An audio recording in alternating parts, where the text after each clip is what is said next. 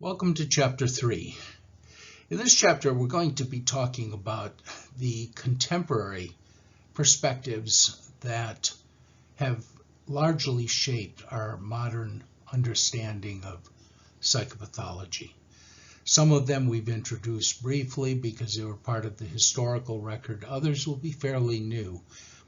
By the end of this chapter, though, you'll have a pretty good sense of how it is that we look at psychopathology today.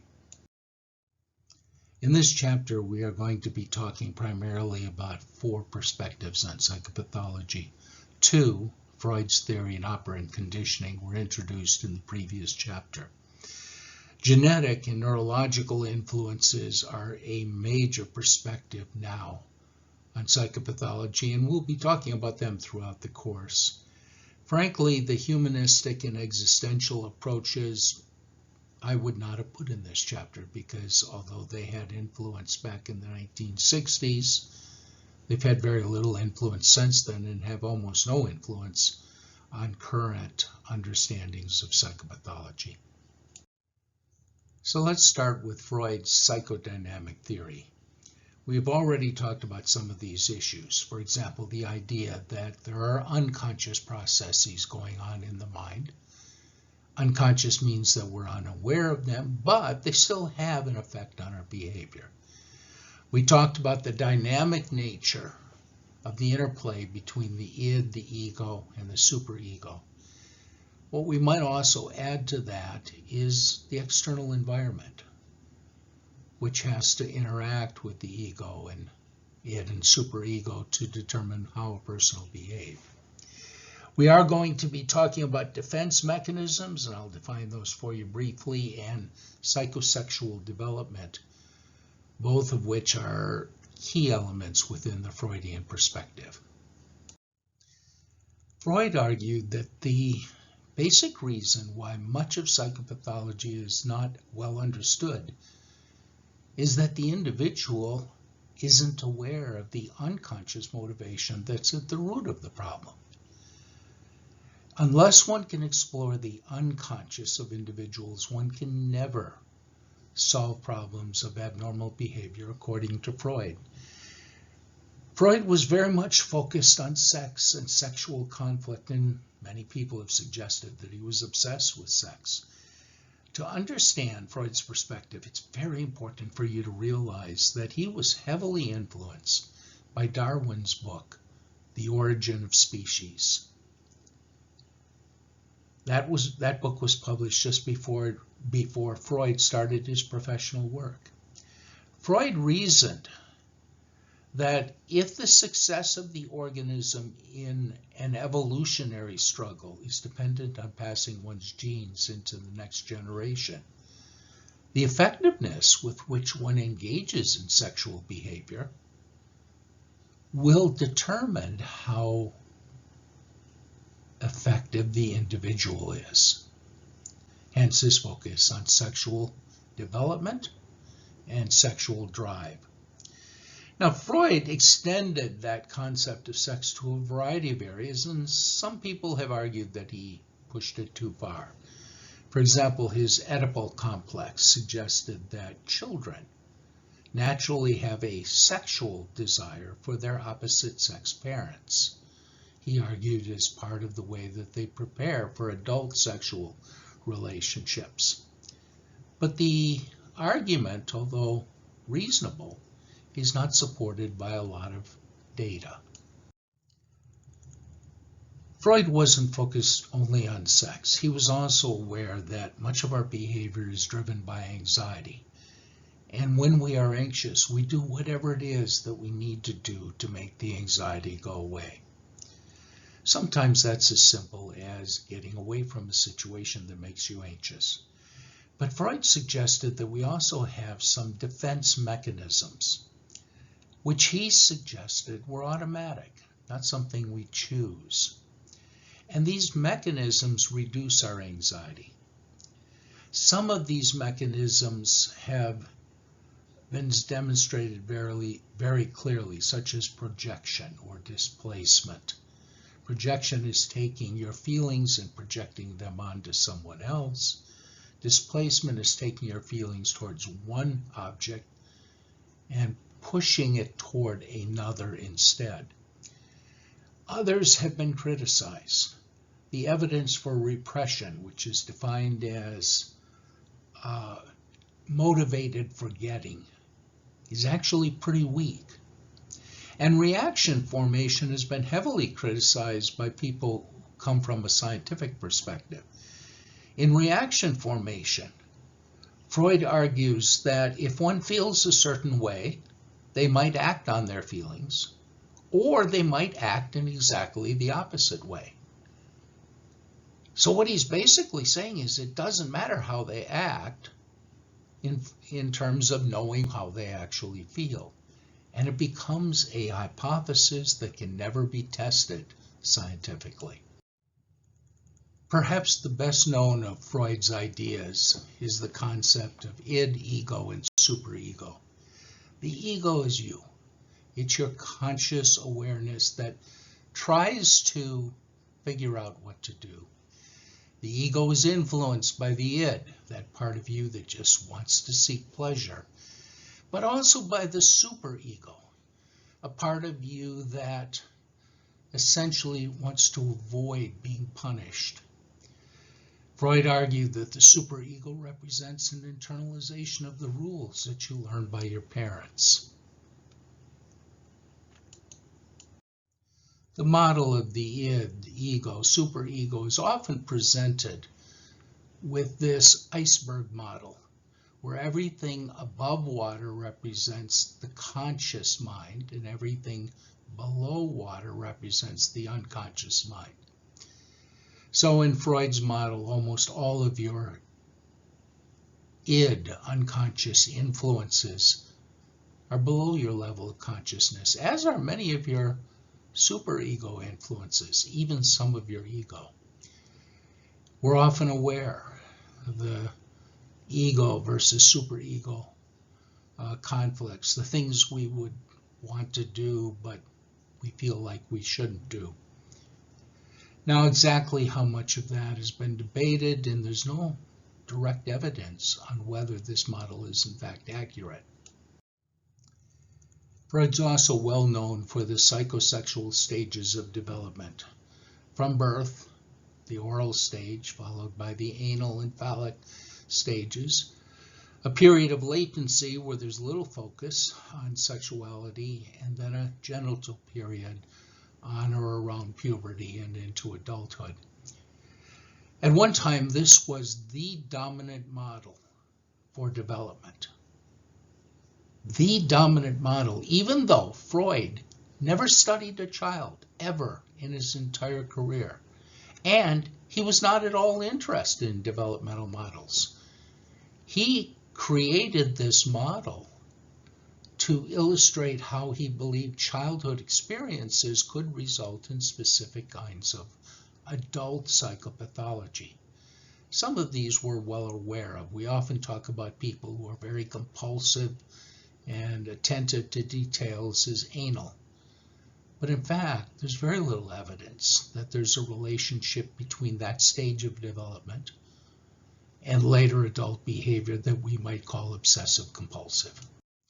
We talked about the case study of little Hans in chapter 1 when we talked about ways to study hypotheses. And in fact, this is a very interesting case because it illustrates how the model proposed by Freud explains a particular form of psychopathology, in this case, fear of horses, but it fails to look for alternative explanations. An alternative explanation in this case was that little Hans was terrified by a horse that almost killed him, and hence was afraid of them. Now we know that process works, we see it all the time. Instead of accepting that simpler or more parsimonious explanation, Freud put together this long, very complicated explanation that's very difficult to prove because most of the processes that are part of it we can't see or measure directly. The theory that Freud proposed was called psychodynamic theory, which focused on the dynamic interchange between the id, the ego, and the superego. The treatment is referred to as psychoanalysis.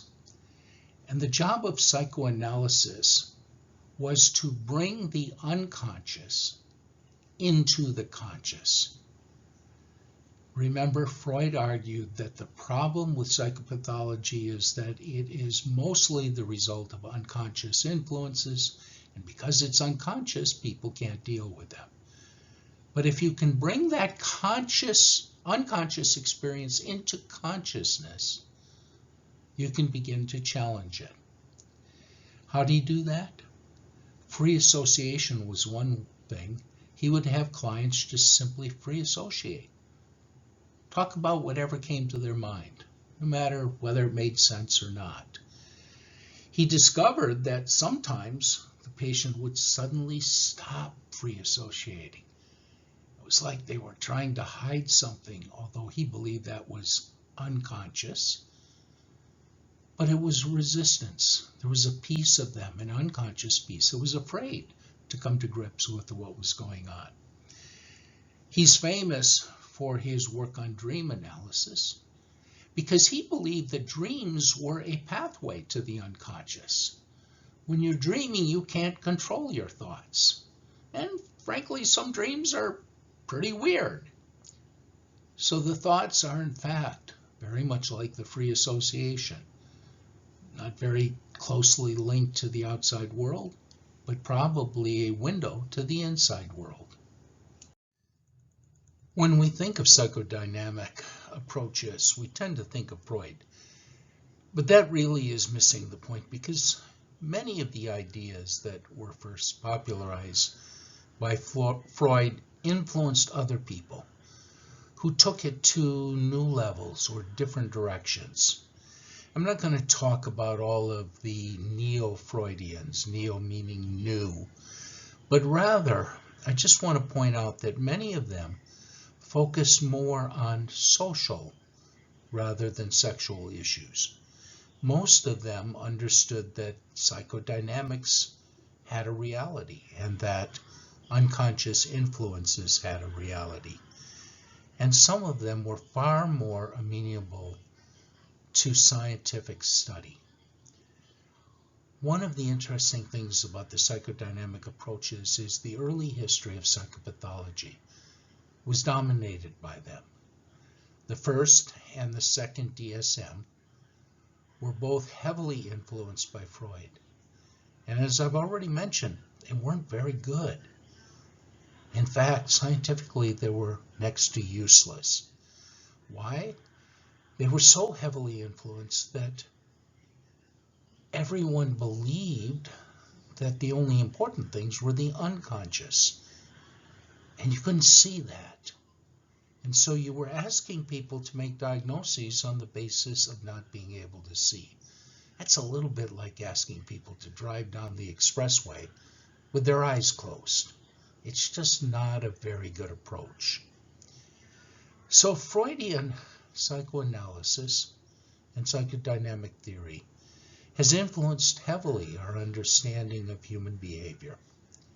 And it influenced early stages of psychopathology, but it has very little influence today. It's been replaced by more scientific approaches such as genetics and neuroscience and behavioral approaches. We introduced the behavioral approach in the previous chapter. John Watson helped establish the behavioral paradigm, which focused on things that could be observed and only things that could be observed. There were two specific learning processes: classical conditioning, Pavlov's work, and operant conditioning, B.F. Skinner's work. We talked about some of the concepts of operant conditioning in the previous chapter. I want to just briefly go over them. All of operant conditioning is based on the law of effect, which simply says that the consequences of behavior will influence future behavior. So if you behave in a certain way and something positive happens, you're more likely to do it. If you behave in a certain way and something negative happens, you are less likely to do that. That process is called reinforcement. Primary reinforcers are those reinforcers that satisfy bodily needs. So food, for example, sex, drink when you're thirsty. Those all satisfy physical needs. But most of the reinforcers in our life are secondary or conditioned reinforcers. An example of a secondary or conditioned reinforcement is a dollar bill. It's just a piece of paper, but it influences our behavior. If people give us lots of dollar bills for doing things, we're likely to do them more. Other secondary reinforcers are less callous. If someone says good job after you've done something, or thank you after you've done something, you are more likely to do it in the future. We talked about positive reinforcement. That's something positive after a behavior that increases the behavior, and often confused with punishment, negative reinforcement, which is the removal of something aversive, like a headache, after you've engaged in certain behavior. Punishment is the presentation of something aversive that decreases behavior. And then a new concept is called discriminative stimulus. A discriminative stimulus is a cue that tells us whether we are likely to be reinforced or not. If you want a raise, for example, and you go into the boss's office, and the boss is raging with anger about all these unreasonable demands being made, that's a pretty good discriminative stimulus. You probably shouldn't ask for a raise when he's feeling that way or she's feeling that way.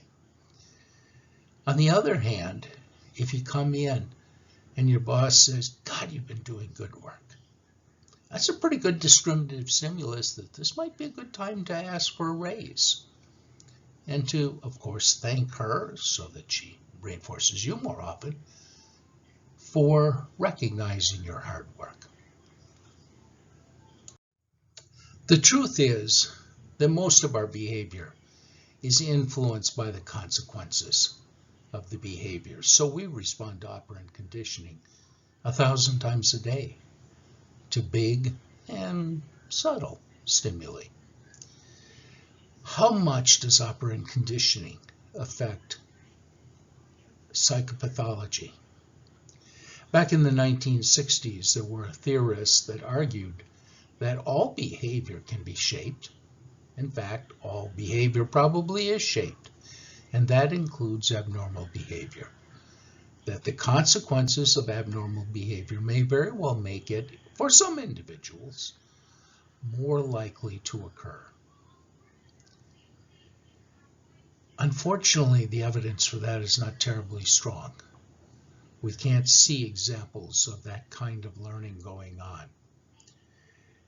It's probably an oversimplification of processes that may be going on that may influence the nature of the symptoms rather than the symptoms per se. That said, operant conditioning and processes designed to undo operant learning have had a major impact on our treatment approaches. In fact, most of the treatments that have been shown to be effective, psychological treatments, include behavior therapy. So behavioral theory, both operant and classical conditioning, have led to the development of several successful treatment approaches for psychological disorders. One is contingency management techniques. The situation in which we find ourselves often influences our behavior. If, for example, we want to be on a diet, it would be a real good idea to not have a lot of ice cream in the refrigerator or the freezer because it's too tempting. managing the situation helps to manage our behavior. We can learn better behavior by watching other people who are successful. That's called modeling. And in fact, we can switch roles and we can be the model for other people. We can show them examples of things that work effectively. Now, punishment works, and there are certain situations in which you need to use it. But as you're going to learn later, punishment has some downsides. When do you want to use a program that involves punishment? You want to use it in a situation where you have a very serious behavior that needs to be stopped quickly. Otherwise, there could be serious consequences. And punishment will do that. It tends to affect other behaviors, which is one reason why we try to avoid it. Systematic desensitization is essentially a reverse classical conditioning.